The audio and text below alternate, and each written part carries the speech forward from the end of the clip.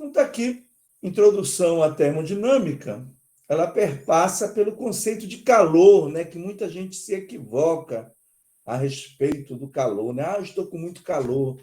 Né? Isso está errado. Você pode dizer assim, estou com a minha temperatura muito alta. Pode ser. Tá? Ou então, o que é o mais correto, está quente, eu estou recebendo muito calor. Tá? Isso aqui é a ideia do calor. Por quê? Porque calor, na verdade, ele não pode estar contido nos corpos. O conceito de calor, ele não pode estar contido nos corpos, porque ele corresponde, né, à energia térmica em trânsito. Quando a energia térmica está passando de uma condição para outra.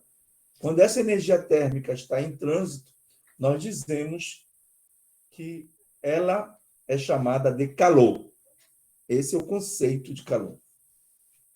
Bom, você já tem a apostila de vocês, né? E aqui nós temos um exemplo da passagem espontânea, né, do calor do corpo mais quente para o corpo mais frio, né? Então, isso ocorre espontaneamente, né? Ocorre espontaneamente a troca de calor até que eles alcancem a ideia do equilíbrio térmico, né? Mas para poder entender o equilíbrio térmico, que é a lei zero da termodinâmica, a gente precisa aí estar falando de temperatura. Então, nós vimos, nós sabemos que os corpos são compostos por partículas. E essas partículas estão em constante movimento. Tá? Esse movimento é o movimento vibratório das partículas. Elas estão lá. Então, como vocês viram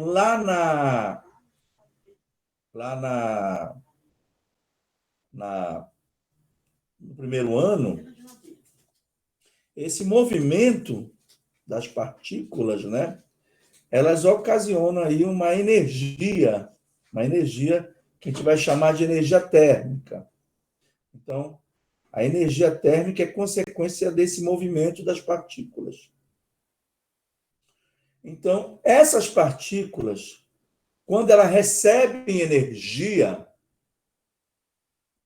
isso, exatamente, é mais ou menos por aí, tá? Quando essas partículas recebem energia em forma de calor, elas passam a vibrar mais rápido. Então, elas ficam mais agitadas. Então, nós dizemos que a temperatura do corpo aumentou. Quando esse corpo perde energia térmica em forma de calor, essas partículas ficam menos agitadas. Então, nós dizemos que a temperatura delas diminui. Então, a temperatura é isso. É a sensação de quente ou frio, mas microscopicamente é a medida do grau de agitação das partículas ou moléculas que constituem o corpo. Tá? Muito bem. Então, quando dois corpos estão trocando calor, o que vai acontecer? Geralmente, aquele que recebe, tá? Geralmente, porque existem algumas condições aí, tá? Geralmente, aquele que recebe aumenta a sua temperatura, enquanto que aquele que cede diminui a temperatura. Mas vão existir casos em que a temperatura vai permanecer constante. A gente vai chegar lá. É a próxima aula, é a aula de segunda-feira. Muito bem.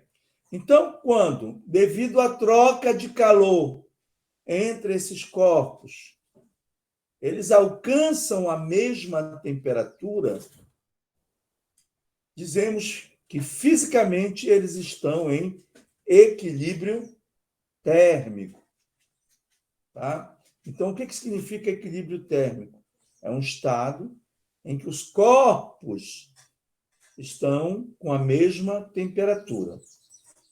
A partir dessa ideia, como eu falei para vocês, a gente vai falar da lei zero da termodinâmica. Por que ela é chamada primeiro de lei zero? Porque quando se percebeu a necessidade da definição de temperatura, historicamente falando, né? Quando se percebeu a necessidade da definição de temperatura, já existiam aí a primeira e a segunda lei da termodinâmica.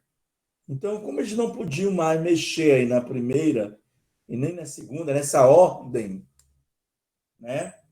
Aí eles chamaram essa lei, que é a lei do equilíbrio térmico, de lei zero da termodinâmica. Tá? Dois ou mais corpos com a mesma temperatura estão em equilíbrio térmico entre si. Tá? Se eles estão com a mesma temperatura, eles estão em equilíbrio térmico entre si. Esta lei define a grandeza física, temperatura. Então, a ideia de literatura, a gente vai ver mais adiante, que as leis da termodinâmica, elas definem, né, algumas grandezas. Por exemplo, a primeira lei da termodinâmica, ela vai definir o que nós chamamos de energia interna do corpo. Aquilo que eu falei ainda agora, da energia térmica do sistema, né, do corpo, e a energia interna do sistema. Já a segunda lei da termodinâmica, ela vai definir a entropia do sistema, que é uma outra grandeza que mede aí o que a gente chama de grau ou desorganização da energia. Tá bom? Aí você vai dizer, mas existe energia organizada do ponto de vista termodinâmico? Sim. E que quando ela se desorganiza, faz voltar para o estado inicial. Ou seja, esse processo é chamado de irreversível. Tá bom? Então, essa aqui, definição, né? É o que a gente chama de introdução. E para finalizar, a gente vai aproveitar para definir uma grandeza que a gente vai precisar dela na aula de segunda-feira, que é a chamada quantidade de calor. Representado pela letra Q, ela é uma quantidade de energia, obviamente, já que calor é energia em trânsito. No sistema internacional, ela é dada em joule. E usualmente ela é usado caloria, né? Ou a caloria. E além da caloria, ainda tem o BTU, né? Que geralmente vem demonstrando aí a questão da potência do aparelho de ar-condicionado. BTU significa, em português, tá? Unidade Térmica Britânica, onde uma caloria equivale a aproximadamente, tá, gente? 4,18 joules. E um BTU equivale a 252 calorias. Então, é próximo disso daí, tá bom? Então, essa é a parte inicial aí. Vamos partir para as escalas termométricas. O que a gente usa para medir a temperatura dos corpos, né? Esse é o primeiro questionamento. Né? Geralmente, quando o menino diz assim, mamãe, eu acho que eu estou com febre, né? Geralmente ela usa aqui a mão para colocar a mão na testa, né? O menino no pescoço, para saber. Mas preste atenção, será que essa é a forma correta de verificar a Termômetro. temperatura? Exatamente, a gente usa um termômetro, né? Geralmente, em casa, é sempre bom ter um termômetro clínico, né? Só que o termômetro clínico ele tem um limite muito pequeno, né, de variação de temperatura. Então, é apropriado, né? Tem até um termômetro digital, né? Também tem termômetro analógico, tem um termômetro digital, que é o apropriado para medir a temperatura do corpo humano, tá? é específico para a temperatura do corpo humano. E é obviamente que aqui no Brasil, para nós, a temperatura que vai ser indicada lá no termômetro é a temperatura na escala Celsius ou centígrada, porque a gente já tem ideia, mais ou menos, que se o menino tiver, né, com uma temperatura de 38, 39 graus e até 40 graus Celsius, ele está com febre alta, né?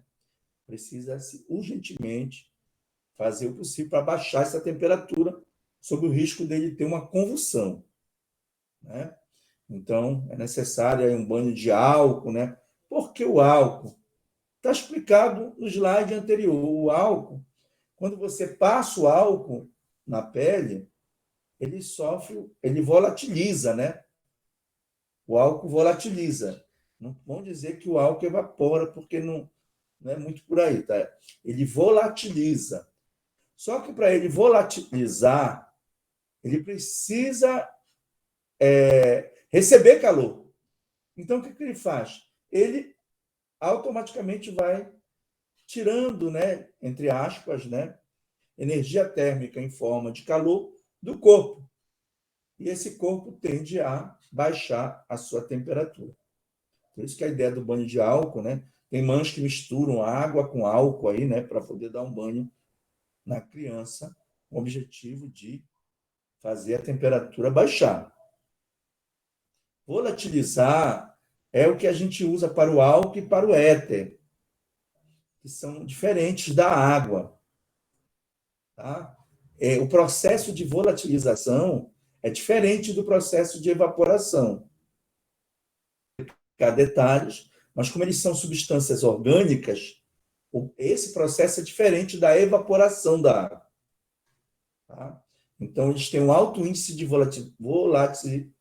volatilidade, né? Quase que não sai, para poder rapidamente. Agora, entre a água e o álcool e o éter, é muito mais rápido. Então, se eu quero, né? Se o objetivo é, antes que o menino sofra uma convulsão, né? Se o objetivo é que a temperatura baixe mais rapidamente, né? Usar o álcool, né? Porque a água vai fazer isso, vai. Só que ela vai fazer num processo mais lento, né? É a ideia da evaporação da água. A volatilização não, ela é mais rápida. Então, ela tem uma eficiência maior. Ok? Agora, os detalhes da volatilização eu não sei falar. Mas eu sei que é bem mais rápido que a evaporação da água. Tá bom? Então, usa-se o termômetro para isso. Eu já adiantei que aqui no Brasil é a escala Celsius, né? Mas imaginem vocês, né, que isso aconteça lá nos Estados Unidos, ou na Inglaterra, mais precisamente lá no Reino Unido, né? Onde eles utilizam a escala Fahrenheit. Né? Então, imaginem que lá, vocês estejam lá, vão fazer uma consulta no médico, né? E ele vai dizer que a sua temperatura é de 104 graus. Né? Vai te dar um treco ali na hora, se ele disser que a tua temperatura está a 104 graus. Tá? Só lembrando que lá eles trabalham nas escalas Fahrenheit e não na escala Celsius. Certo? Então, você tem que fazer a conversãozinha aí, utilizando uma relação que a gente usa para conversão de temperatura entre escalas. O estado térmico, ou de maneira geral, o estado termodinâmico, é o mesmo, só que eles são medidos por referenciais diferentes. Os referenciais é o que nós chamamos de escalas termométricas, tá bom? Bom, o que eles fazem, né, no termômetro? O termômetro ele tem uma substância que varia com a temperatura. No caso do termômetro a álcool, né, a altura da coluna lá no termômetro vai variar com a temperatura. Sim, esses termômetrozinhos analógicos, eles são termômetros a álcool. Só que é óbvio que eles usam corante aí no álcool. Tá, para diferenciar do vidro, né? Porque o álcool, ele é praticamente transparente. Ok? Só confirmando aí, viu? O Matheus está gravando a aula, tá? O Matheus está gravando a aula. Não, já falei isso uma vez, pelo Google Meet, né? Ele está gravando usando um outro aplicativo aí. Tá certo?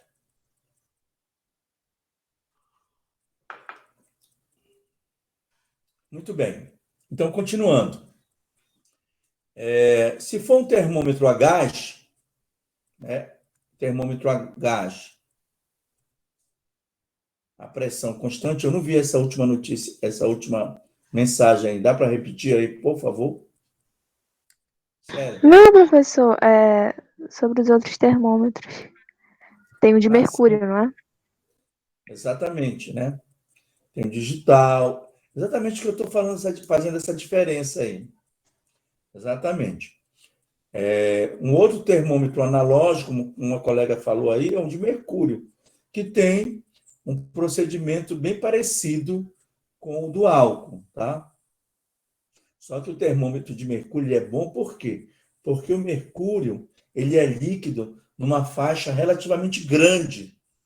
O álcool não. O álcool a 80 graus Celsius ele começa a evaporar. Não, a ebulir, desculpa, ebulir. O álcool começa a ebulir, ok? Nesse caso, começa a ebulir a 80 graus. O mercúrio não, o mercúrio tem uma faixa extensa em que ele se encontra no estado líquido. Ele é utilizado aí para trabalhar com temperaturas relativamente baixas e relativamente altas. Então, no laboratório, geralmente o que a gente usa é o termômetro de mercúrio. Por quê? Ele vai até abaixo de 0 grau e vai até acima de 100 graus Celsius. Tá? O termômetro de mercúrio. Tá? Ok, gente? Vamos prestar atenção aqui. Ok? Depois a gente vai vendo essas outras coisas aí. Muito bem. O termômetro a gás. Vejo que o gás aí é uma outra substância, mas para isso ele tem que estar com a pressão constante. Tá bom? Ele tem que estar, tem que estar com volume constante. O termômetro a gás tem que estar com volume constante. Porque a gente vai ver depois que se o volume estiver constante, a pressão é diretamente proporcional à temperatura. Então, conforme a temperatura vai aumentando, a pressão do gás também aumenta. E se a temperatura diminuir, a pressão do gás também diminui. Eles são grandezas diretamente proporcionais.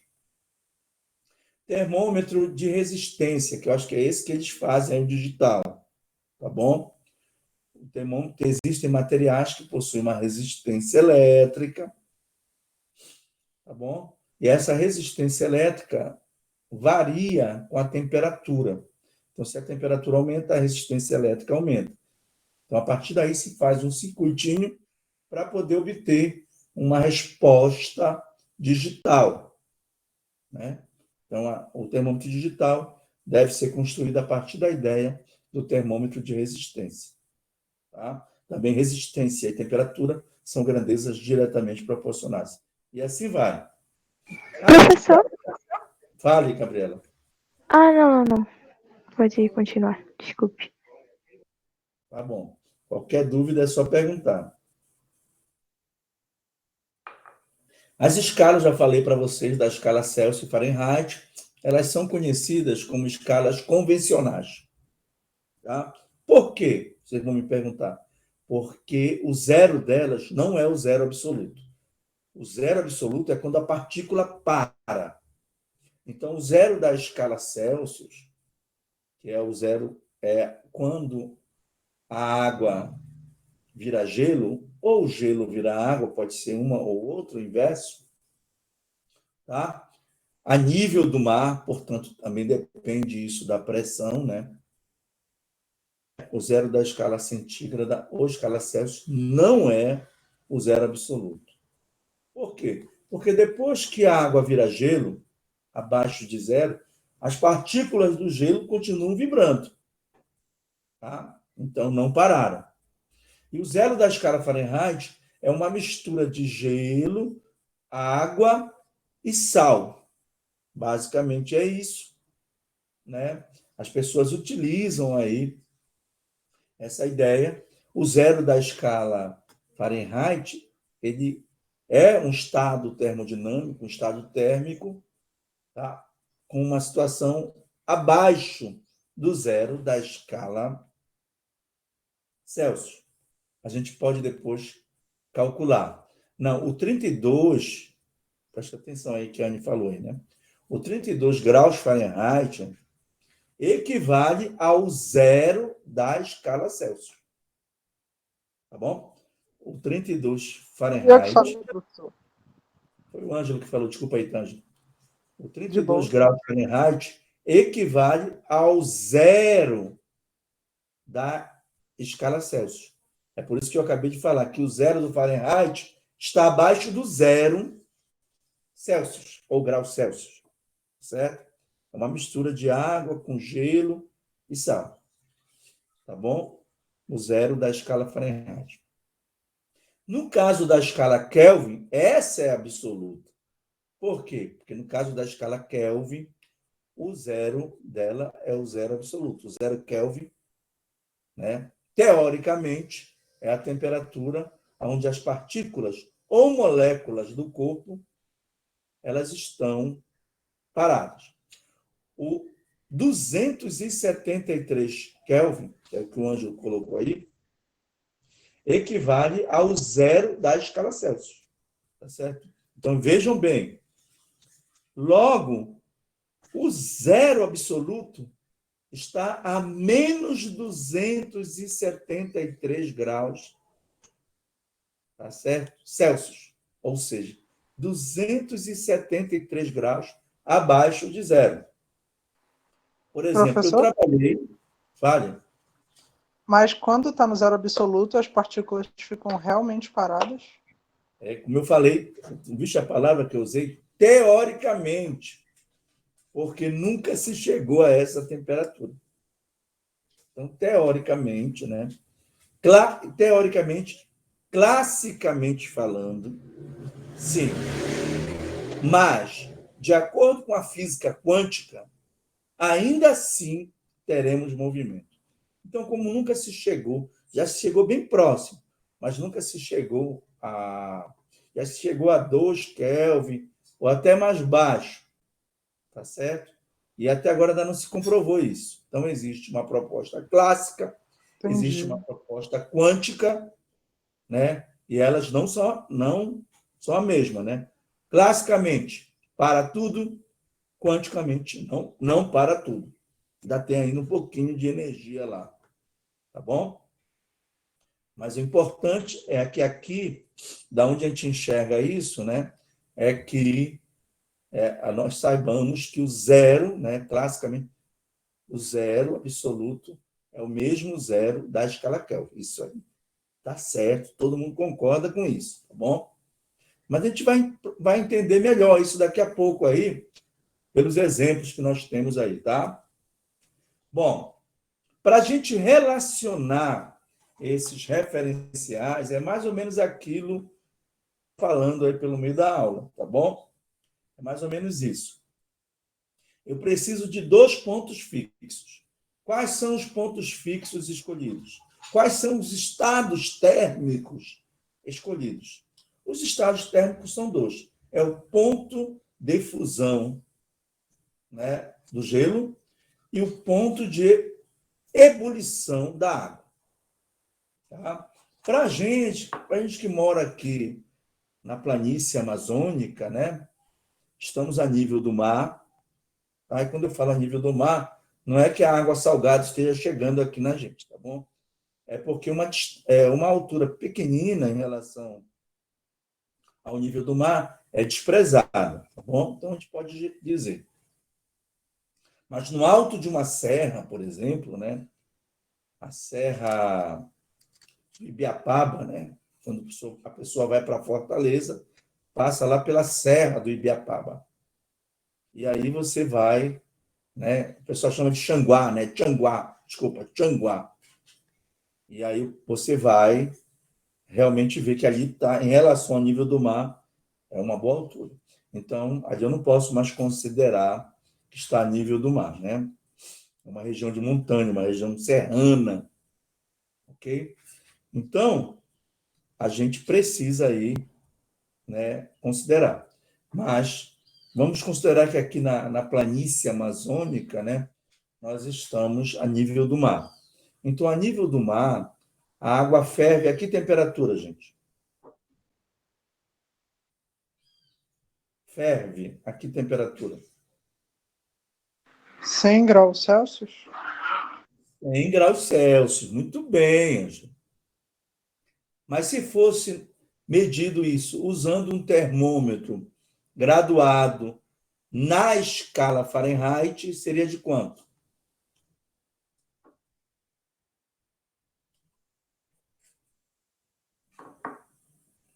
Hein? Se eu tivesse 212, né? Deixa eu colocar aqui o laser que eu ainda não tinha colocado. Ok? 212, ó, graus Fahrenheit. Então, vamos imaginar, que dentro desse recipiente a água estivesse ebulindo a nível do mar. Então, o nosso termômetro na escala Celsius estaria registrando 100 graus. O termômetro na escala Fahrenheit estaria registrando 212 graus. E o termômetro na escala Kelvin estaria registrando 373 Kelvin, tá? A gente não vai usar esse grau aqui que tem aqui, escapuliu, onde eu coloquei a bolinha, né? Por que que a gente não usa o grau para a escala Kelvin? Para diferenciá-la das outras que são convencionais, pelo fato de que a escala Kelvin é absoluta, tá bom? Então a gente não usa essa bolinha aí do grau, né, a representação do grau para a escala Kelvin. Aqui escapuliu, tá? Ok? Vamos imaginar agora que dentro desse recipiente aqui, nós temos uma mistura de água com gelo, ou seja, o gelo está derretendo, né? Uma mistura de água e gelo aí. Não esqueçam, a nível do mar, né? Então, o termômetro na escala Celsius vai estar registrando 0 graus Celsius. Já na escala Fahrenheit, vai estar registrando 32 graus Fahrenheit. E na escala Kelvin, agora está legal aqui que não tem um grau, né? 273 kelvins. Tá? Isso quando há uma mistura de gelo com água, e esse ponto fixo é chamado de ponto do gelo. Aquele que nós falamos ainda agora, da água ebulindo, tá? Fervendo, como se diz na prática, para fazer o café, tá certo? É ponto do vapor, ok? Ponto do vapor. Então, esses dois pontos fixos são utilizados. E aí, gente, aqui que eu gostaria que vocês prestassem atenção, a gente vai usar o teorema de Tales. O Tales de Mileto, né? Ou Mileto, eu não sei dizer o certo. Era um grego aí, né? Antes de Cristo. Então, Tales, ele propôs um teorema, uma pessoa hiperinteligente, né? Propôs um teorema. Qual é o teorema de Tales? É o teorema das proporções. Basicamente, o teorema de Tales é o teorema das proporções. Então, considerando esse ponto agora aqui, ó, digamos ali, a água está a uma temperatura, né, que não é nem o ponto do gelo e não é nem o ponto do vapor, então é uma incógnita aí. Então, nesse caso, a temperatura do líquido é Tc na escala Celsius, Tf na escala Fahrenheit e Tk na escala Kelvin. Então, são esses que eu vou utilizar para poder jogar um e obter outro. Sempre assim, tá? Daí que a gente vai tirar a relação.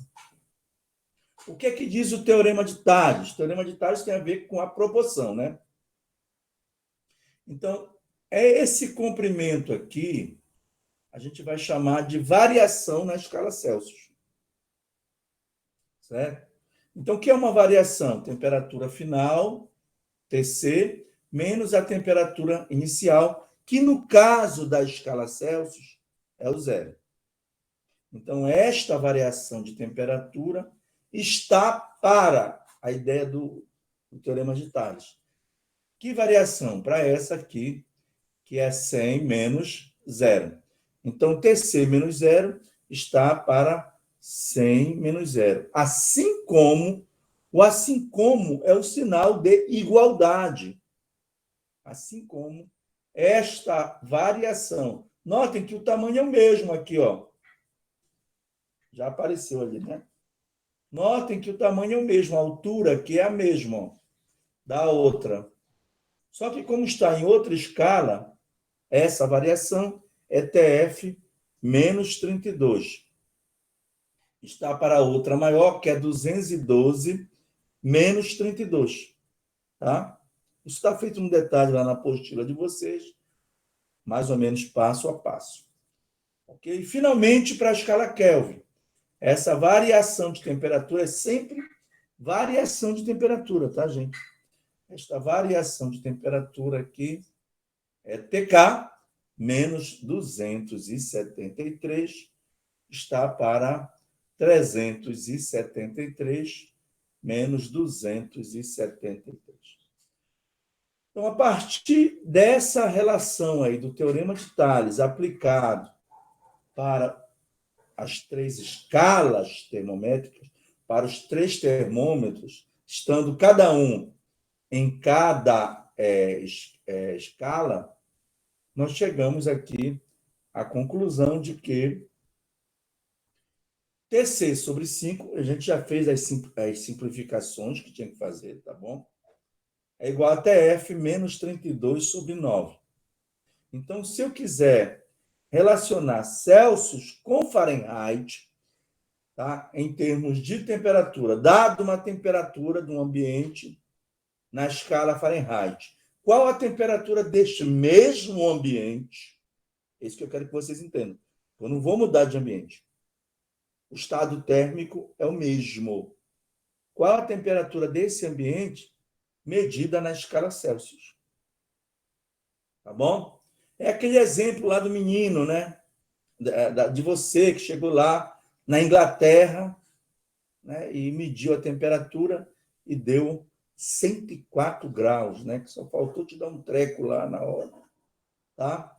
Como é que a gente resolve? Para saber quanto dá isso na escala Celsius, tá? Saber quanto dá isso na escala Celsius da tempo. Muito bem. Está pulando aqui, tá? Muito bem. Então, observa aqui o seguinte. 104.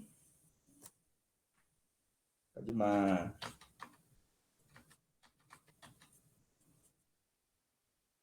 Vou usar esse outro aqui. Então, vamos bem aqui, ó. 104 graus na escala Fahrenheit, certo? Quanto é 104 menos 32? Fala para mim aí.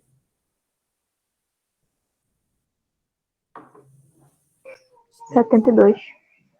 Muito bem, Gabriela. 72 dividido por 9.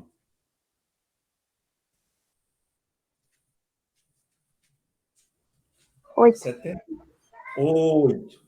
Bárbara, né? Também falou 8 aí. E agora vai só multiplicar por 5, né? Esse 5 aqui, ó.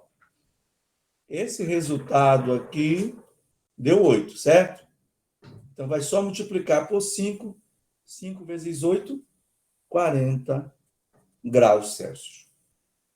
Ou seja, se eu tenho um ambiente em que a temperatura está sendo medida na escala Fahrenheit, está dando 104 graus Fahrenheit, se eu estivesse utilizando um termômetro na escala Celsius, ele estaria registrando 40 graus Celsius. Tá certo? Como eu falei, é o mesmo estado térmico. Tem valores diferentes, porque eu estou utilizando escalas diferentes para medir. Percebe também que para eu usar esta relação que está aqui, ó, para eu usar esta relação que eu estou apontando aí, tá? O que acontece? Eu só posso usar de 2 a 2, tá, gente? Elas estão as 3 aí, mas eu só posso usar 2 a 2. A gente vai já ver como é que faz. Tá legal? A gente vai já ver como é que faz. Muito bem. Isso é quando eu quero converter a temperatura de uma escala para outra. Mas existem casos, presta bem atenção, existem casos que eu trabalho com variações de velocidade, de temperatura. Intervalos de temperatura. Exatamente. Né? Intervalos, variações de temperatura. Então, quando a palavrinha mágica é o quê? Variação. Apareceu variação, fiquem atentos, porque já não é mais essa primeira relação, porque essa primeira relação, ela faz a conversão de temperaturas. Deve ser essa segunda aqui, ó, variação é essa. Então, notem que, se for variação, ó, quando eu fizer Celsius e Kelvin, esse 5 aqui vai simplificar. Significando dizer o quê? Que em termos de variações, ou de variação, a escala Celsius e a escala Kelvin possuem as mesmas. Tá? Possuem as mesmas. Já a Fahrenheit, não. Fahrenheit é diferente da delas. Tá? Variação, palavrinha mágica. E, como eu falei para vocês, né, um termômetro possui uma substância termoscópica que tem uma propriedade que varia com a temperatura. Essa propriedade ela é chamada de grandeza termométrica. Tá aqui a grandeza termométrica. Então, eu estou generalizando, obviamente, aí, chamando essa grandeza termométrica de X. Pode ser o comprimento, pode ser a pressão, pode ser a resistência elétrica, dependendo do tipo de termômetro. Tá? Importante é que essa grandeza varie linearmente, ou seja, diretamente proporcional com a temperatura, tá bom? Essa relação que a gente faz da grandeza termométrica com a temperatura, também a gente usa o teorema de Thales. Por isso que eu falei, a gente vai voltar a falar do teorema de Thales, né?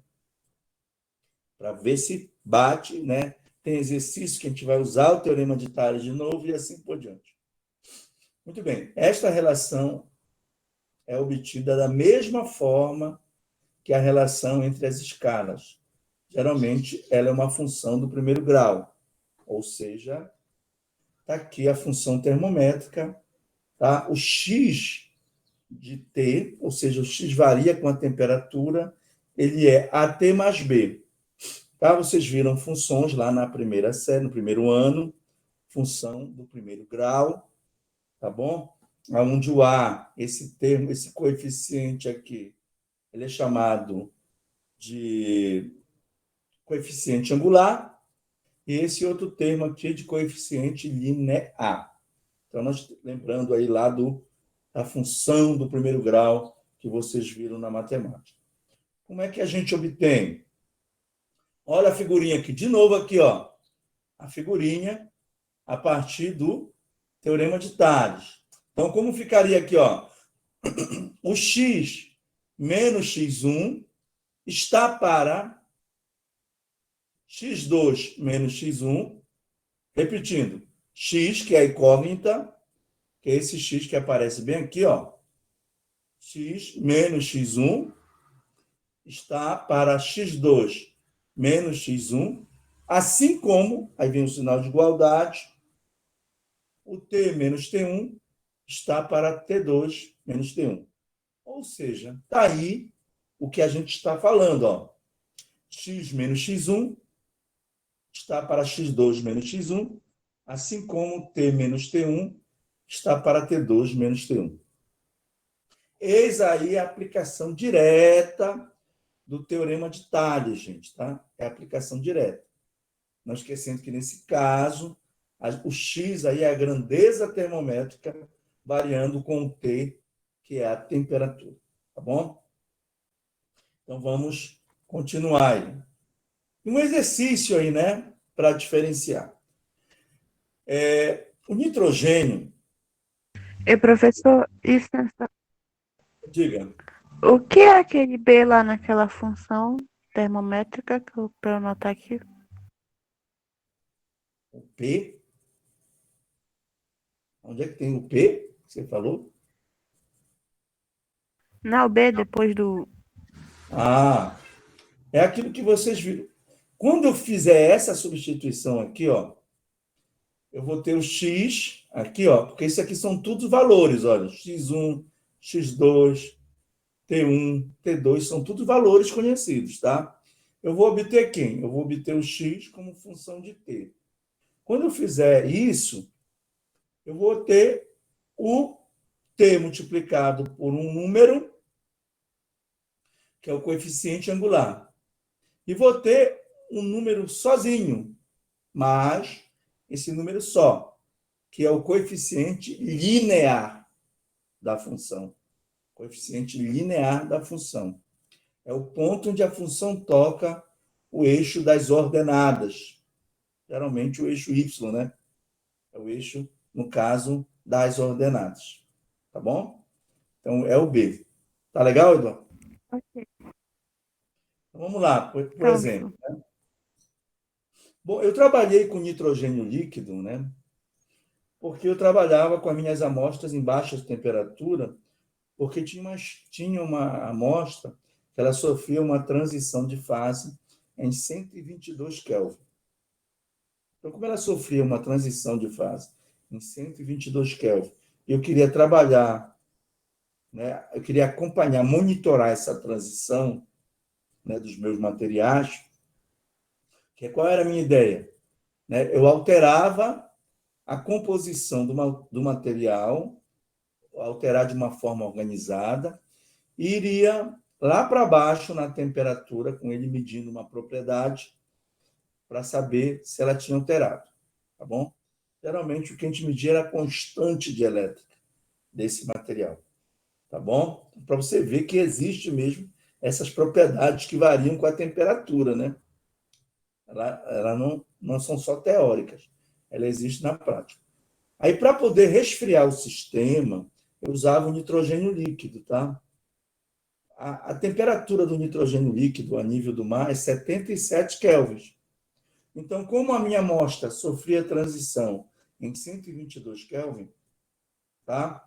Eu levava lá para baixo e depois vinha subindo e medindo a propriedade da minha amostra, né? Até passar pelos 122 Kelvin.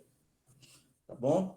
Mas isso na escala Kelvin. Se eu tivesse que trabalhar na escala Celsius, né? Se eu estivesse trabalhando na escala Celsius, se o meu termômetro estivesse na escala Celsius, né? Como é que eu ia saber, né, a equivalência entre essas duas temperaturas, né? Eu ia aplicar a equação aqui que a gente já conhece. Então, nesse caso, ao nível do mar, o nitrogênio liquefaz a 77 Kelvin. Os valores para esse estado térmico nas escalas Celsius e Fahrenheit, tá? Então, são respectivamente, ou seja, na ordem que segue. Então, toda vez o primeiro aqui vai ser Celsius e o segundo Fahrenheit, tá bom? Então, fique atento que isso é importante. Então, bora lá determinar, né? Aquilo que eu falei para vocês, a gente precisa usar aquela primeira equação, tá? Aos pares, não vão usar as três de uma vez que não vai dar certo. Quando eu relaciono Celsius com Kelvin, tá? Eu deixo de lado a Fahrenheit. E aí vai ficar TC sobre 5, né? TC sobre 5 sobre TK menos 273, também sobre 5. Então, nesse caso, eu posso simplificar o 5 que vai ficar só direto, gente. Essa é a expressão direta aí. TC é igual a TK menos 273. O que a gente vai fazer? A gente vai colocar bem aí, ó, o 77, né? Então, para TK igual a 77, a gente vai obter menos 196 graus Celsius. Era a menor temperatura que eu ia resfriando a minha amostra, eu chegava lá exatamente no menos 196 graus Celsius, que equivale na escala Kelvin a 77 kelvins. Ok? Então está aqui. Agora vamos perguntar para as respostas. Pode ser a letra A, sim ou não? Deixa eu até mudar aqui. Sim. Pode ser a letra A, né? Pode ser a letra B? Não. Não. Aí tem uma pegadinha aqui, né? Tem um 196, só que esse menos, desculpa, 196 está no Fahrenheit, então por isso não pode. Pode ser a letra C? Não. Não. Lembre-se, está aqui, ó. É menos 196 graus Celsius. Pode ser a letra D? Não, professor. E também não pode. Pode ser a letra E? A letra E, o que é que Não. vocês acham? Por que não? Porque o resultado é negativo deu menos 196. Tudo bem, por isso mesmo. Então, tá ok aí, né? Então, não precisava nem, obviamente, que se eu for calcular aqui, né? Se eu for calcular em Fahrenheit, eu vou encontrar esse valor. Que é o que a gente vai fazer, obviamente, né? Mas se é lá no Enem, cara, tu nem precisa mais calcular mais nada. Não seja precioso nesse sentido, né? Cheio de preciosismo, né? Preciosista, né? Não, eu quero calcular e vai perder tempo. Tá certo? Já entendeu qual é a alternativa correta? Passa para outra questão. Mas aqui a gente vai mostrar para vocês como é que faz, né? Agora, para determinar o valor correspondente na escala Fahrenheit, basta usar a relação. Notem que eu já vou usar a relação do Fahrenheit com Celsius. Tá? Eu já vou usar aí a relação do Fahrenheit com Celsius, porque eu já tenho a informação de quanto é a medida na escala Celsius. Tá bom? Então, o que a gente vai fazer? Vai substituir aqui, ó. Cadê? Vem aqui, vai substituir o... Vem aqui. Vai substituir o TC aí, que vale quanto? Menos 196. 196. Vai ter que usar uma calculadorazinha, né? Na munheca vai demorar um pouquinho, mas sabe. Tá? Dividir por 5, depois multiplicar por 9. O que muita gente se atrapalha é aqui, gente, olha. Esse menos 32, quando passar por outro lado, ele vai somar, certo? Então, quando você faz esse procedimento, dá menos 320,8 graus Fahrenheit. Ok? Então, você encontra aí, confirma, né? Porque a gente já sabia que ia dar esse valor, confirma dessa forma. Mas vejam que a gente está usando as equações 2 a 2. A primeira foi Celsius com Kelvin. A segunda, Fahrenheit com Celsius. Tá? Eu não posso usar aquelas 3 de uma vez, tá bom? Porque aquilo a gente só faz mostrar ali qual é a relação. Mas na hora de usar, somente 2 a 2. Ok, galera? Beleza? Ok, professor. Alternativa A. Ok. Bora agora fazer aquilo que eu disse para vocês. Vamos utilizar o teorema de Tales aqui. Ó. Eu tenho duas escalas hipotéticas, A e B, né? Duas escalas hipotéticas. Uma é a escala A, tá bom? E a outra é a escala B. Tá bom? A escala A, a variação dela aí é de 0 a 100. Enquanto que a escala B é de 40 a 60. Tá claro isso aí, gente? A escala A de 0 a 100 e a escala B de 40 a 60, tá? Então, a relação entre duas escalas hipotéticas A e B é dada pelo gráfico ao lado. Portanto, o estado térmico, olha, vem a condição do problema aí. Um estado térmico em que as duas escalas registram os mesmos valores de temperatura corresponde a. Então, a primeira etapa é a gente achar a relação entre elas, as escalas, e depois fazer a substituição, a condição. Qual é a condição? Que nesse estado térmico, TA vai ser igual a TB. Tá bom? Essa é a condição do problema. Mas vamos lá. Aplicando o teorema de Thales, olha só. Vai ficar uma temperatura na escala TA menos o zero, né? Deixa eu colocar aqui.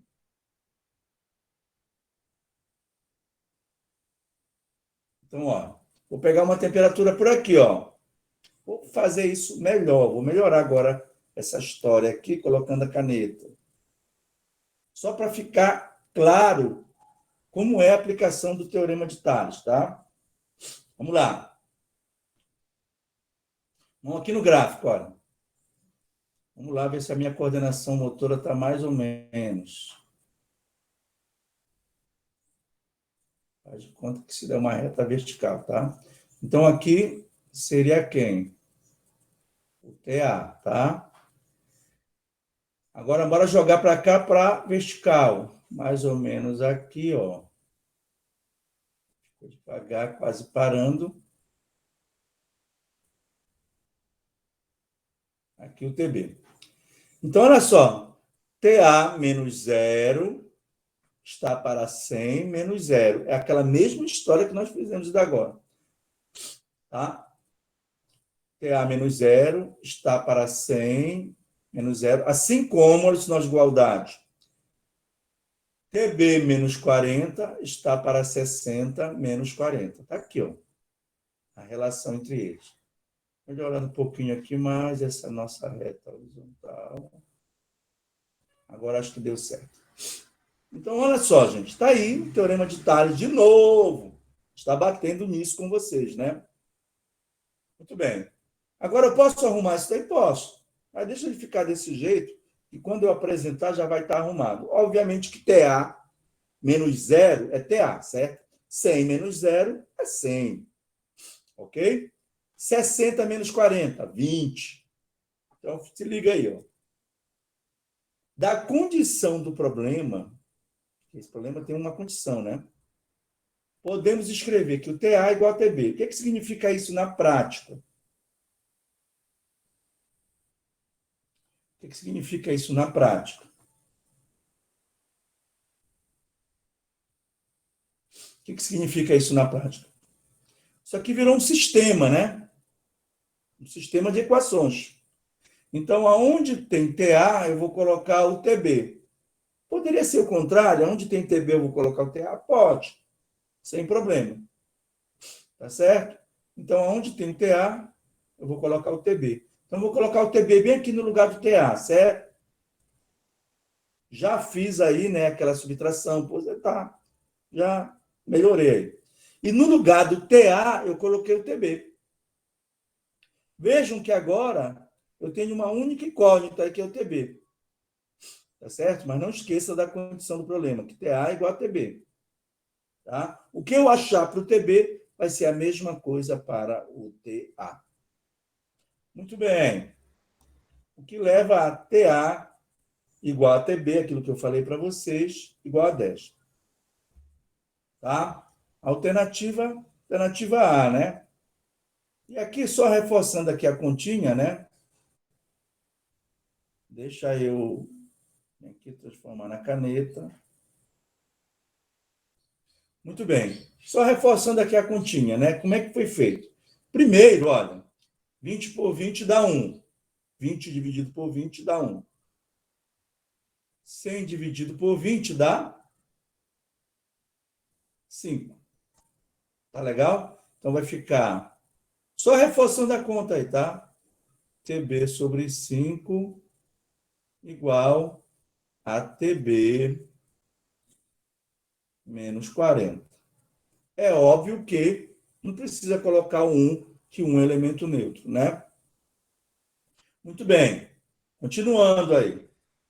O 5, ele vai multiplicar tanto o TB quanto o 40, certo? Então, vai ficar TB igual a 5TB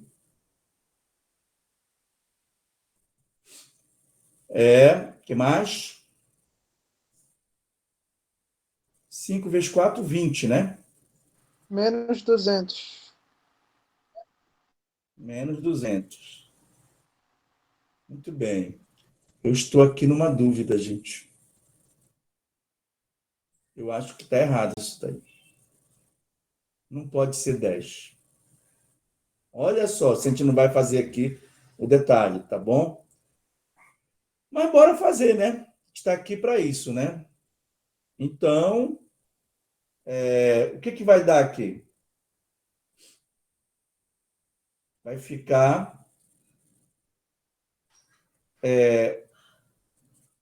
5TB menos TB, que vai passar para cá, vai dar 4TB.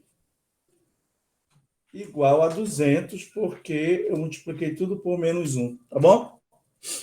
Então, ficou 4TB igual a 200. E isso daqui dá quanto? TB 50 graus. Obviamente, B. Tá? Isso não podia dar certo, por quê? Não podia dar certo. Olha para o gráfico aqui mesmo. Porque o 10 está bem aqui, ó. O 10 está aqui nesse, né?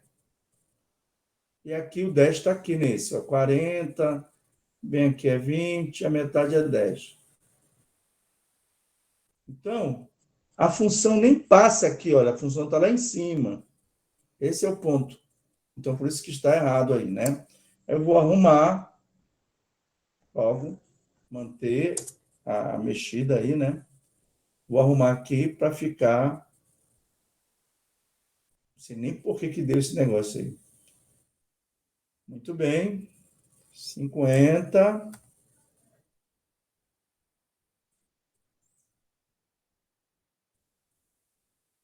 E a alternativa é a alternativa D, né? Alternativa D. Então, por isso que foi bom a gente estar resolvendo, né, no detalhe, para mostrar para vocês realmente, né, qual é a alternativa correta, qual é a resposta correta. Vocês entenderam aqui a resolução, gente? Uma pergunta que eu estou fazendo para vocês aí. Sim, professor. Então tá. Então entenderam por que deu 50, né? 50. Tá bom? Então, quando eu mandar para vocês esse slide, ele vai com esses cálculos aqui, tá? A gente não está descartando. Professor, assim, pode me explicar por... O senhor cortou esse 20, né? Ficou 1. Você dividiu ele por qual número? Não. Eu simplifiquei, tá? 20 dividido por 20, dá quanto, Eduardo? Não, mas por que por 20? É porque, assim, como 20... Desculpa, como 100 e o 20 são divisíveis por 20, eu vou para o mínimo, Ah, máximo, tá. máximo divisor comum. Pronto. Lembra disso? Máximo divisor comum. Qual é o máximo divisor comum entre 100 e 20? É o 20. O máximo divisor comum. Entendi. Tá certo? Então, 20 dividido por 20, máximo divisor comum, dá 1. 100 dividido por 20 dá 5. Então, ficou TB sobre 5 igual a TB menos 40 sobre 1, que eu não coloquei. Tá explicado aí? Tá, entendi. Obrigada. Inclusive, lá nas escalas, que lá nas escalas ficava 100, só para você ter uma ideia, tá? 100, 80 e 100. Embaixo do Celsius ficava 100, TC sobre 100. TF menos 32 sobre 180. Tá? E TK menos 273 sobre 100. Qual o máximo divisor comum entre 180 e 100? É 20 também. 20. Entre 180 e 100 é 20. O máximo divisor comum. Tá? Você poderia dizer assim, 40, mas aí já não daria mais nem para o 100, né? E nem para o 180. Ok? Porque daria 4,5. Não vai dar exato. E para o 100 daria 2,5. Não vai dar exato. Então, o máximo divisor comum entre 100 e 180, só lembrando que nós fizemos lá nas escalas termométricas, é 20. Então, 100 dividido por 20 dá quanto?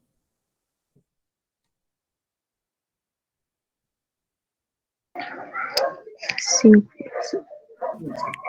180 dividido por 5 dá quanto? Quanto? 180 dividido por 5.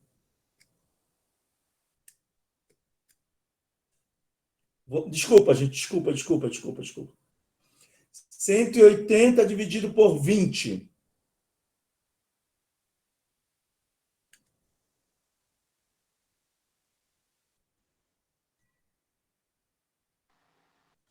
Nove. Está aí a Bárbara Castro colocando 9. Tá certo? E o outro 100 dividido por 20 vai dar 5. É por isso que ficou TC sobre 5 igual a TF menos 32 sobre 9, que é igual a TK menos 273 sobre 5. Tá bom? Porque o máximo, mais uma vez, reforçando para a Eduarda, foi muito boa a sua pergunta, tá, Eduarda? Por que por 20, né? Muito bem. Por que não poderia ser por 10? Ficaria 100 dividido por 10 dá 10, 20 dividido por 10 dá 2, né? Mas só que 10 não é o máximo divisor comum entre eles. É o 20. Tá bom? Explicado aí, gente? Sim, professor. Sim, professor. Vamos agora para aquela palavrinha mágica que eu falei para vocês, né? Nas experiências envolvendo temperatura, trabalha-se muito com variações dessa grandeza. E algumas vezes torna-se necessário a conversão entre escalas termométricas, mas entre variações, tá? Por exemplo, uma variação de 20 graus Celsius corresponde a. Notem que aí você tem resposta tanto, né? Deixa eu colocar aqui o laser. Você tem resposta tanto em Fahrenheit quanto em Kelvin, ó. Tem a mesma resposta entre Fahrenheit e Kelvin. Mas então eu vou ter que fazer para as duas. Então fique atento nessa situação, porque ela se torna bem mais simples pelo fato de que, olha só, aquilo que eu falei ainda agora, uma variação de temperatura na escala Celsius é igual, é a mesma variação na escala Kelvin. Então, se é 20 graus Celsius, na escala Kelvin vão ser 20 Kelvin. Tem essa resposta aqui, gente? 20 Kelvin? Não. Não. Tem uma pegadinha aqui, né?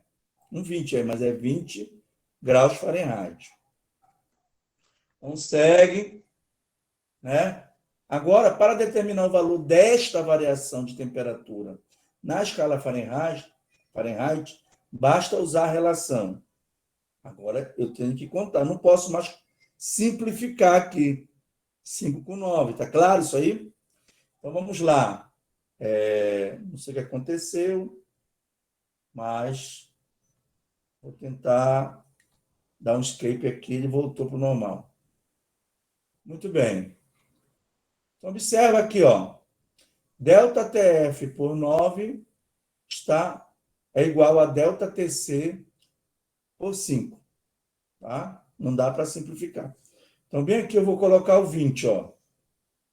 20 dividido por 5 dá 4. 20 dividido por 4, né? Tá ali. Então, para ΔTC igual a 20, 4. Agora tem um 9 aqui dividindo, né? O 9 vai passar multiplicando. 9 vezes 4. 6. Aí não tem erro, né? Dá 36, alternativa C de casa.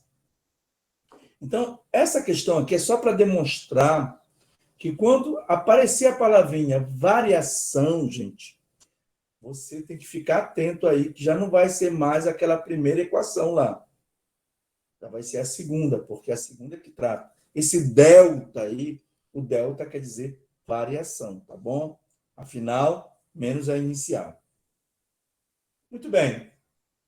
E agora, para a última parte, né, dessa aula, vamos falar da dilatação térmica. O que acontece?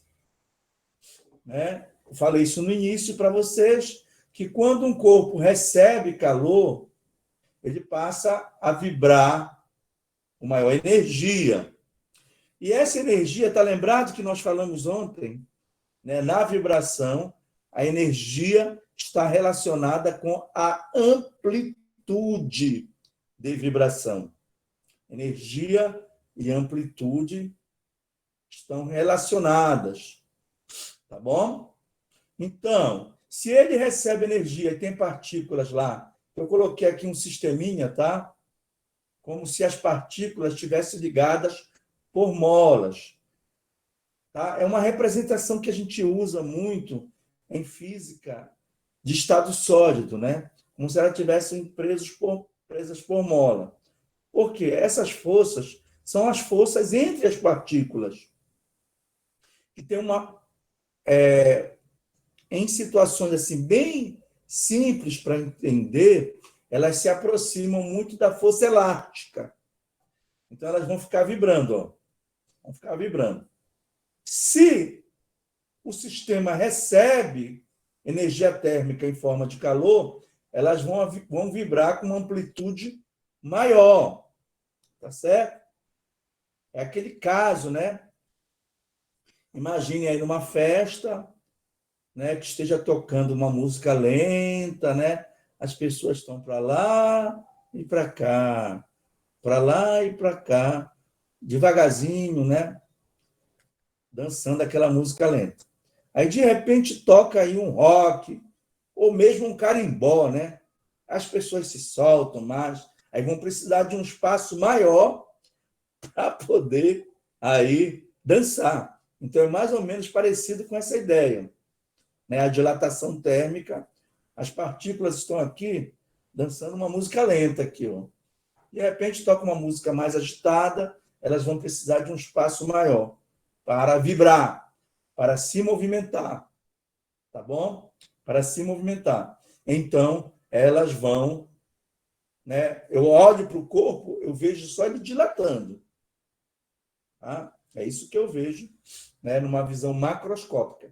Isso daqui é uma visão microscópica, tá, gente? É uma visão microscópica. Está até escrito aqui, ó. Microscopicamente, as dimensões dos corpos aumentam, tá?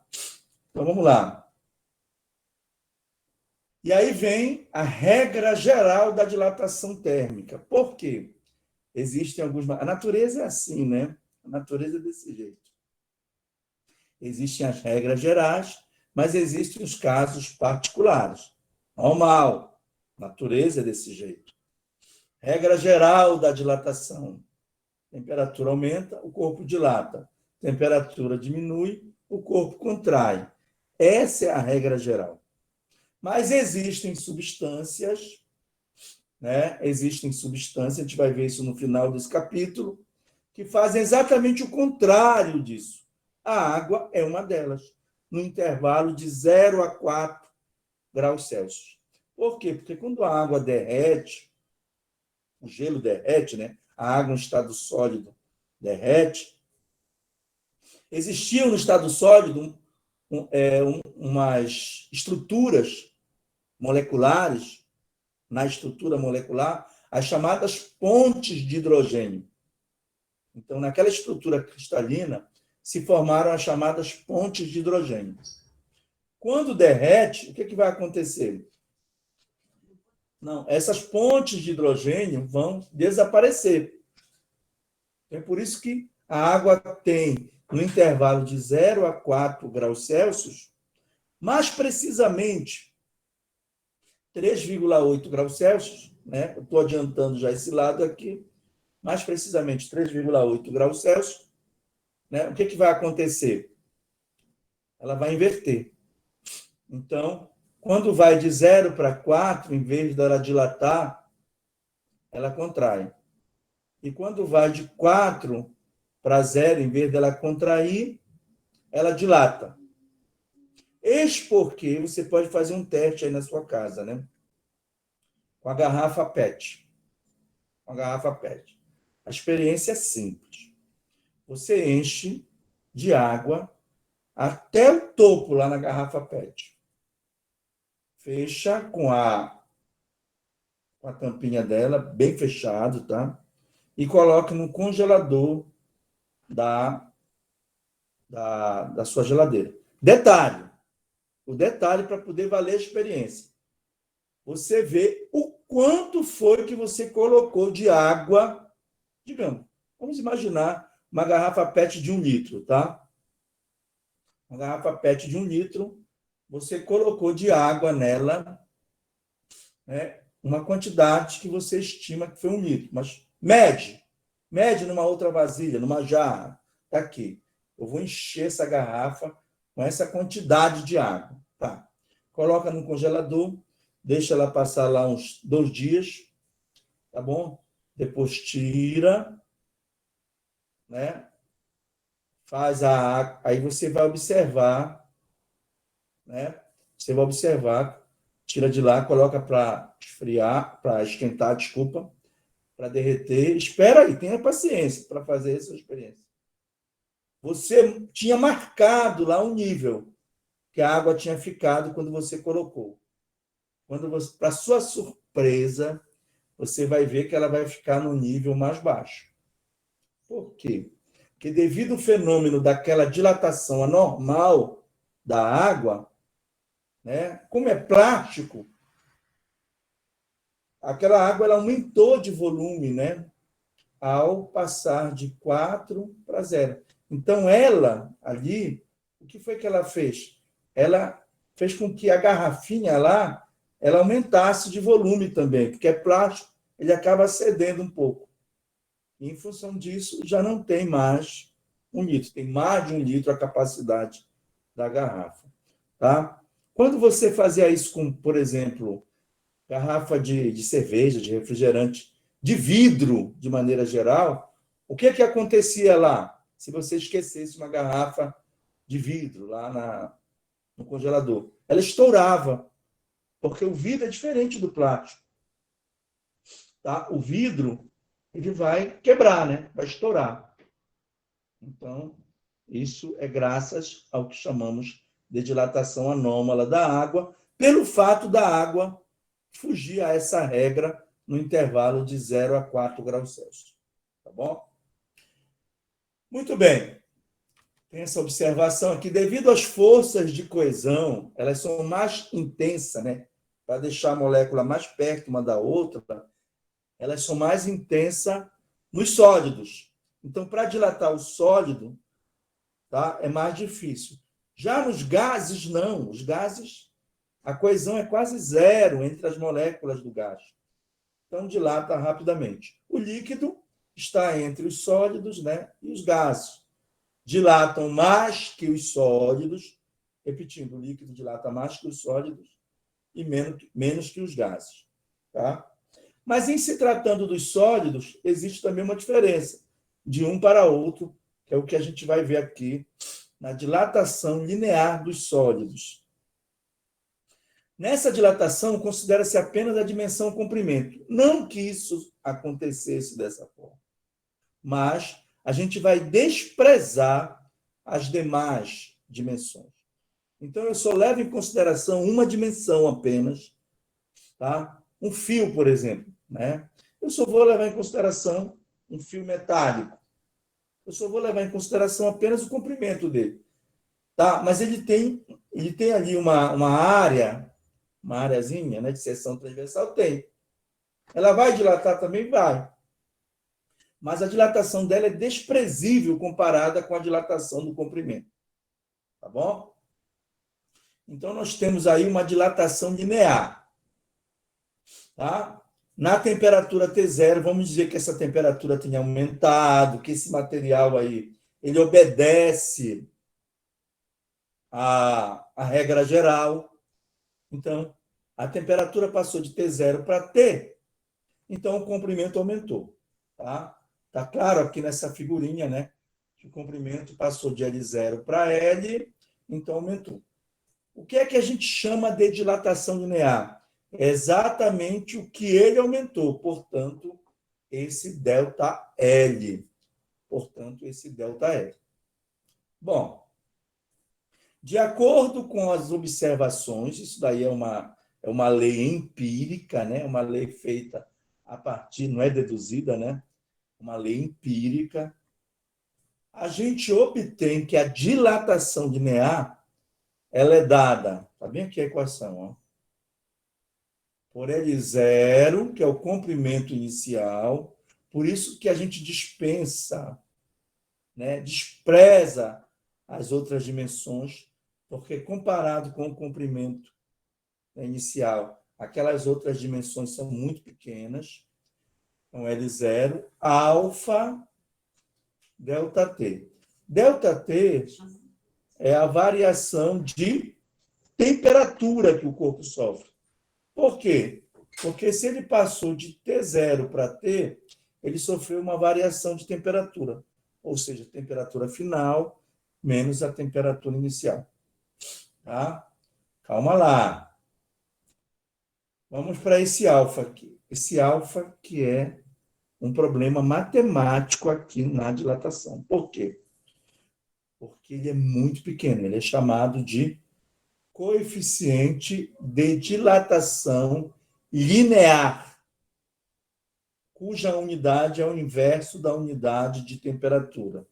Ou seja, se eu estou trabalhando na escala Celsius, a temperatura é dada na escala Celsius, tá?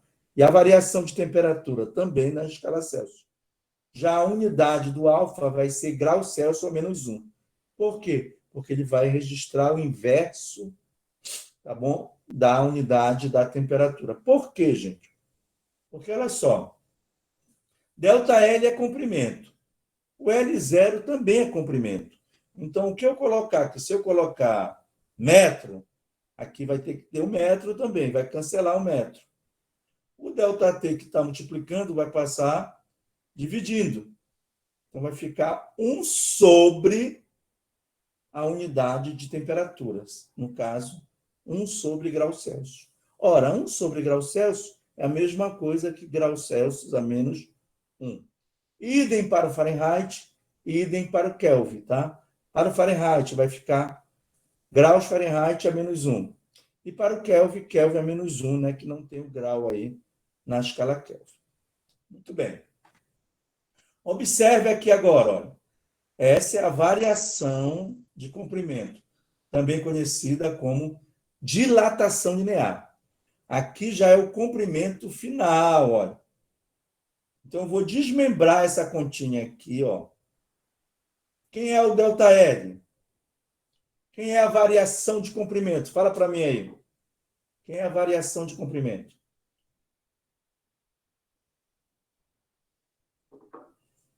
Quem é a variação de comprimento?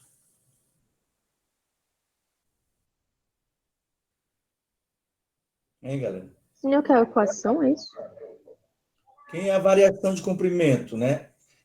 É o comprimento final menos o comprimento inicial. Você concorda? É a variação de comprimento, ok? Então, bem aqui eu tenho, olha, uma variação de comprimento, que pela lei da dilatação, é isso que eu Gabriela quis dizer, né?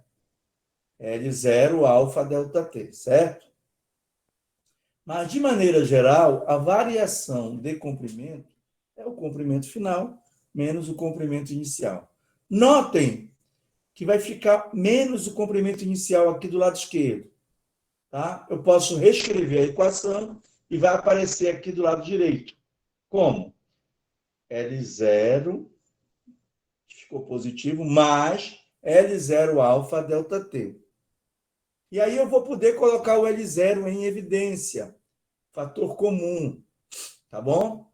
Em evidência. Colocando o L0 em evidência, eu obtenho aqui o comprimento final, ó, igual ao comprimento inicial, que multiplica esse parêntese aqui. Esse parêntese ele é conhecido como binômio de dilatação, no caso linear, né? Por causa do alfa, binômio de dilatação linear. Ok? Então, a primeira equação eu uso quando? Quando eu for calcular a dilatação linear ou a variação de comprimento direto. E a segunda equação eu vou usar quando eu for calcular o comprimento final, melhor dizendo. O comprimento final. Mas vamos falar um pouco mais desse alfa aí. Olha o quanto é pequenininho esse alfa, olha.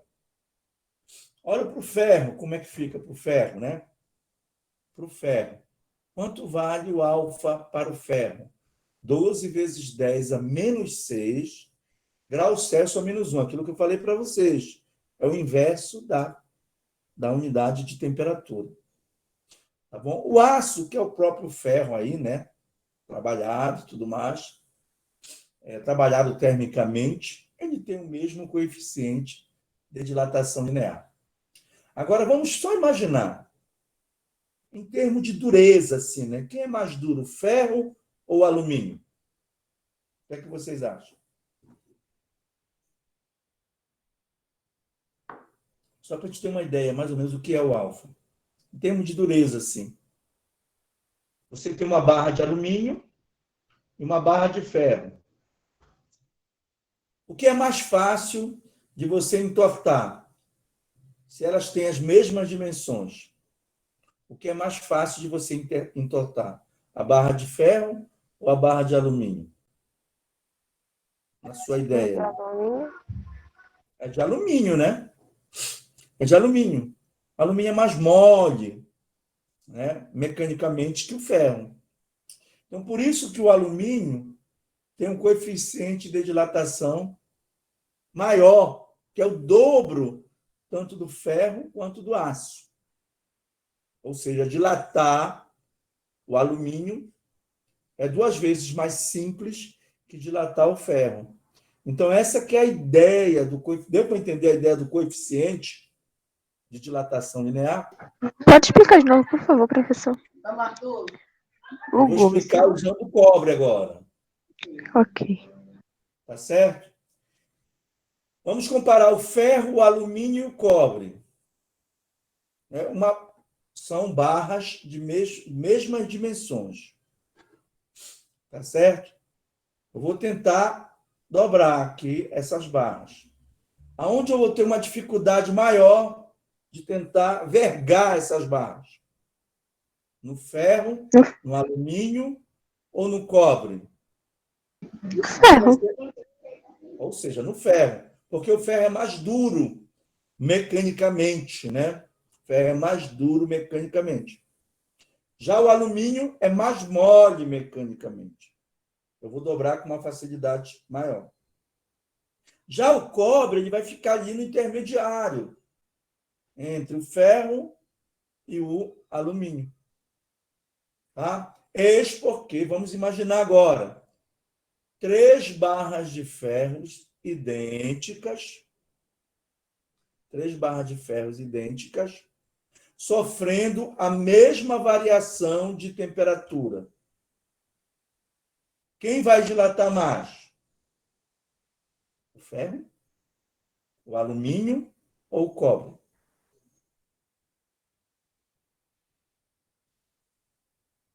Resposta? O alumínio? É o alumínio, que ele é o mais mole, Por né? Ele ter vai uma... dilatar Uhum. porque ele tem o maior coeficiente. Já o ferro é o que vai dilatar menos. E o cobre vai ficar na intermediária ali, a dilatação dele. Tá? É só para vocês absorverem como é a ideia da dilatação. Já o chumbo tem um coeficiente de dilatação maior do que o alumínio. É de 29, tá bom? 29 vezes 10 a menos 6. Gente, o problema todo é essa potência aí, né? 10 a menos 6, 10 a menos 6, tá? Porque isso daí é matematicamente um pouquinho mais complicado de se trabalhar, mas a gente vai ver nos exercícios. Vamos lá. Já o mercúrio dilata mais ainda, né? O concreto. Alguém pode me dizer por que o concreto tem 12, mais ou menos, o coeficiente de dilatação linear dele, o concreto?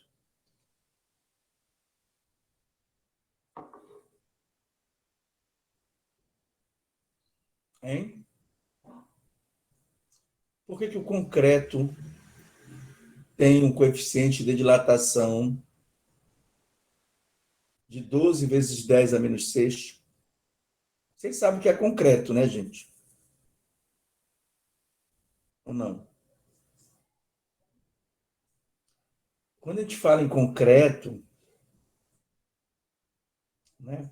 Concreto são estruturas, né, que tem seixo, cimento, areia e ferro, né? São estruturas, tem aquelas colunas de ferro que você concreta. Então, por esse motivo, o concreto ele tem um coeficiente de dilatação bem próximo do ferro, né? Aqui está igual, né? Bem próximo do ferro.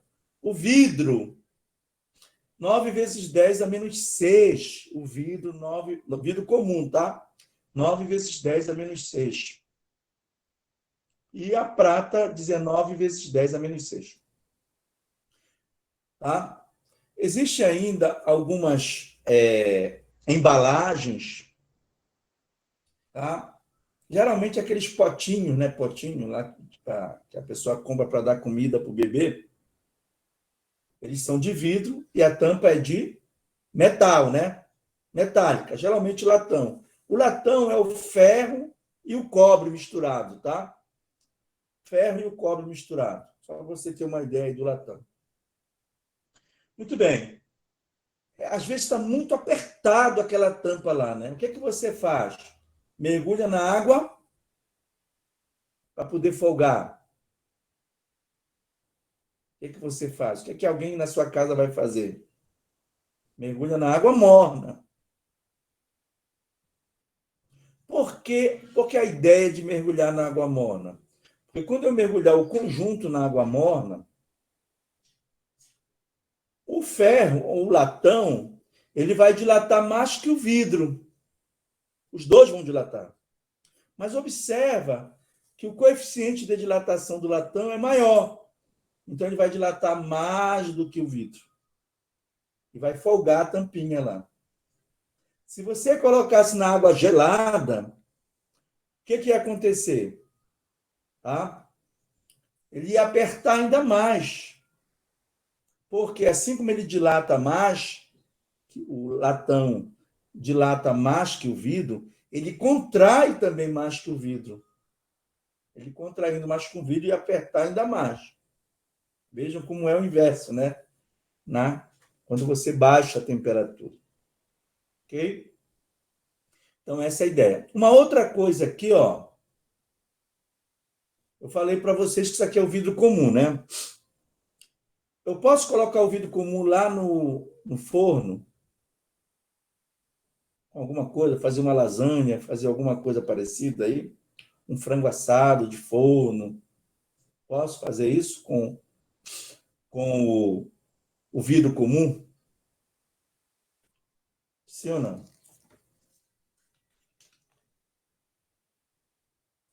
Comum não, né? Eu acho que é isso aí que a Gabriela quis dizer. Porque senão ele vai trincar, né? Eu tenho que usar um vidro especial, né? Que é comumente chamado de pirex, né? Eu uso um vidro pirex, Tá legal, não esquenta a cabeça. Usa um vidro Pirex, tá bom? Na verdade, o nome do vidro Pirex, né, é vidro refratário, tá bom? E o que é refratário? Qual é a diferença do refratário para o vidro comum? Está no coeficiente. Para vocês terem uma ideia, olha só aqui, gente, presta atenção para cá. O vidro Pirex, entre aspas, ou vidro refratário, ele tem um coeficiente de dilatação que é 1/3 do coeficiente de dilatação do vidro comum. Ou seja, ali, ele ter um baixo coeficiente de dilatação, significa dizer que a diferença entre a dilatação interna e a dilatação externa é quase zero. Ele vai dilatar por igual. Não é que ele não dilate. Como o coeficiente de dilatação é bem pequenininho, em relação ao vidro comum, ele vai dilatar, só que vai dilatar por igual. Quer um exemplo clássico disso, né? Não sei se já aconteceu com vocês, de vocês colocarem água bem quente dentro de um copo de vidro comum.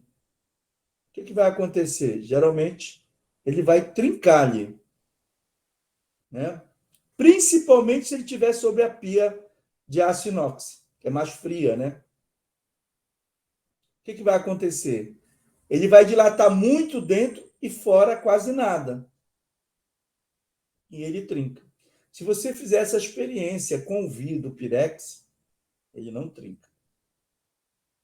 Tá bom? Então, também essa ideia do vidro refratário, né, que a gente chama de Pirex, está relacionada ao coeficiente de dilatação.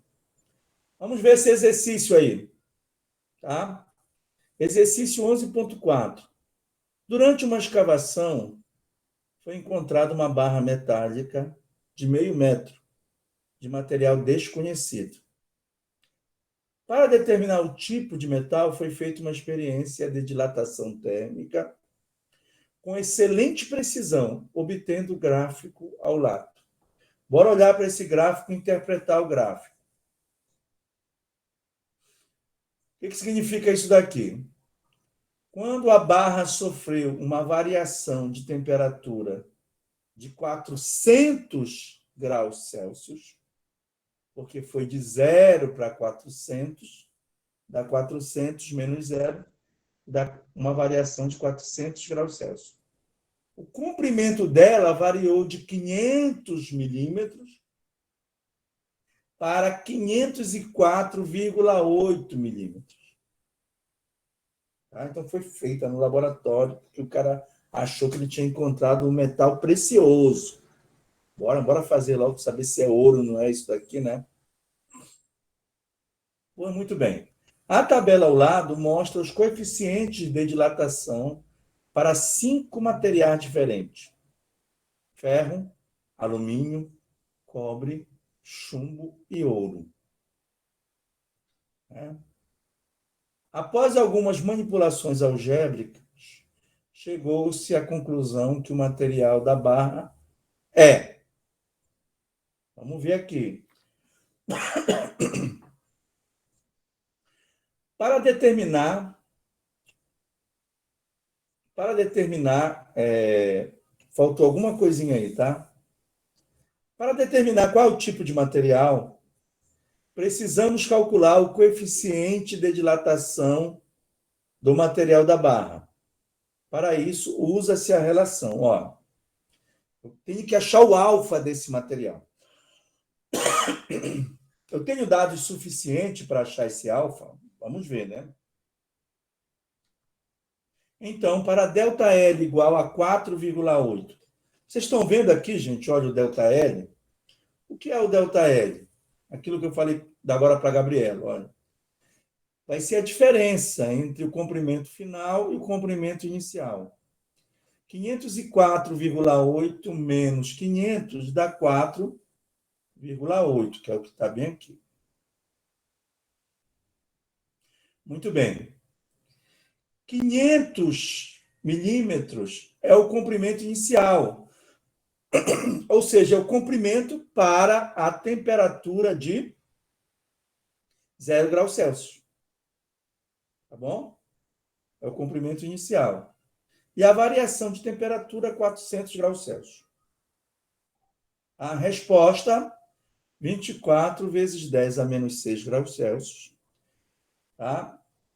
De acordo com a tabela dada, o material é o alumínio. Alternativa B de bola.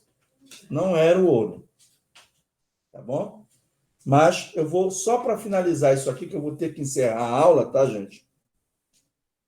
Que eu tenho uma reunião agora, eu vou ter que encerrar a aula. Aí, quando for na segunda-feira, a gente finaliza e começa a outra, tá?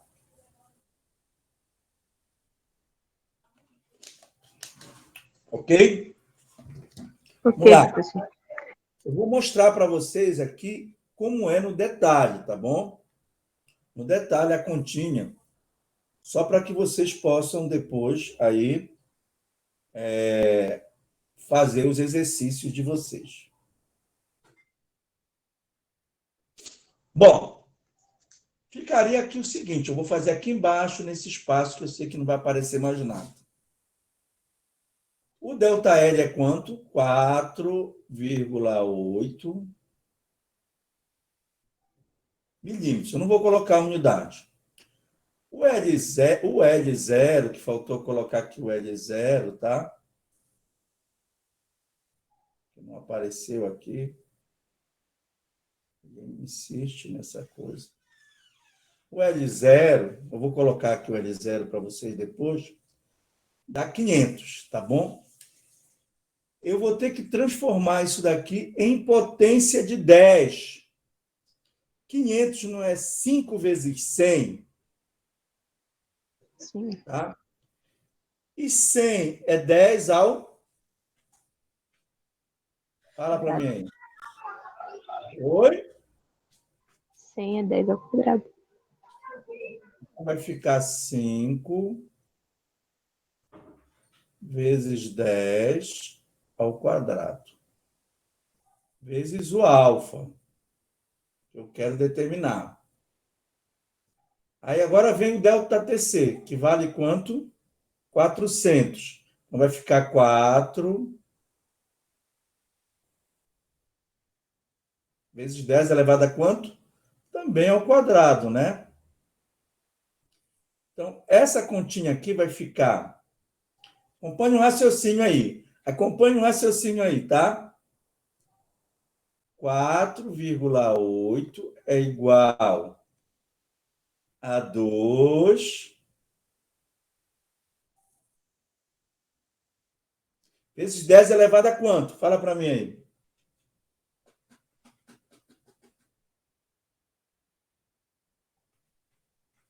Hein? A 6.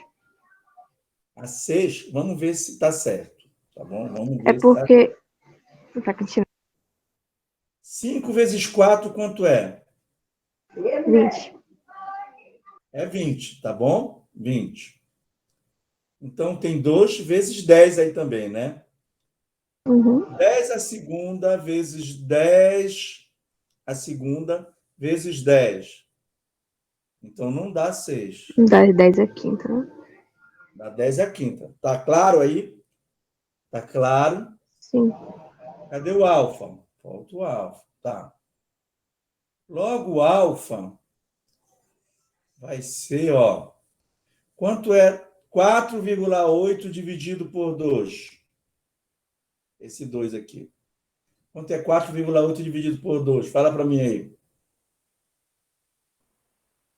2,4. Toda vez que eu vou fazer o 2, aparece esse negócio aqui, 2,4.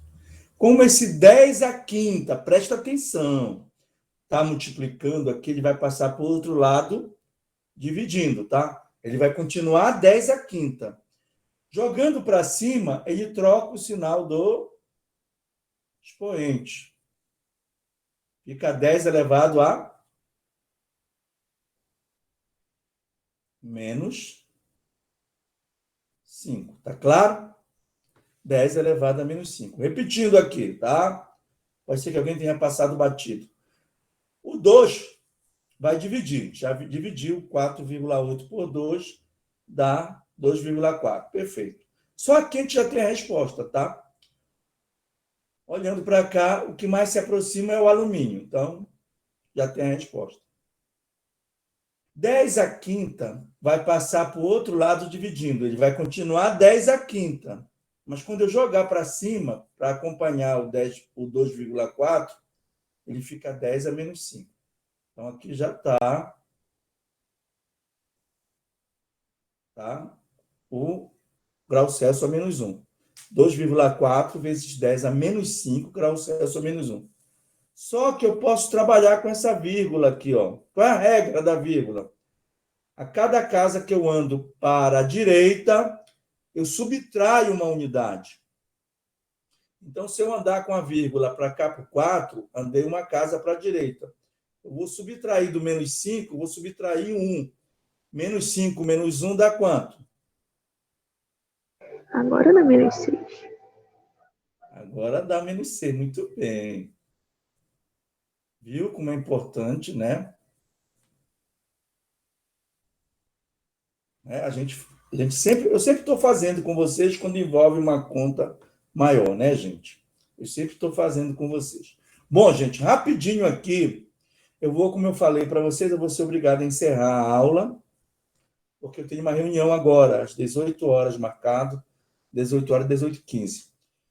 Cadê a galera aí que... Uma eu sei que tem o problema, que foi a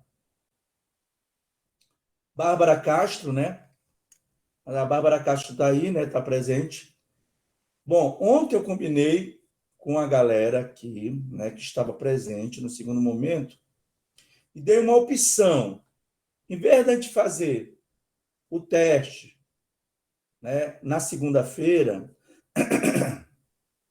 eu dei a opção para vocês de passar para vocês o sorteio na sexta-feira. Foi isso, não foi que eu combinei com vocês? Passar o sorteio na sexta-feira para vocês. E vocês terem até o final da segunda-feira, ou seja, 23 horas e 59 minutos, para vocês mandarem para mim as respostas. E a gente não precisaríamos, estar ocupando uma tarde e iríamos aproveitar para recuperar aquela nossa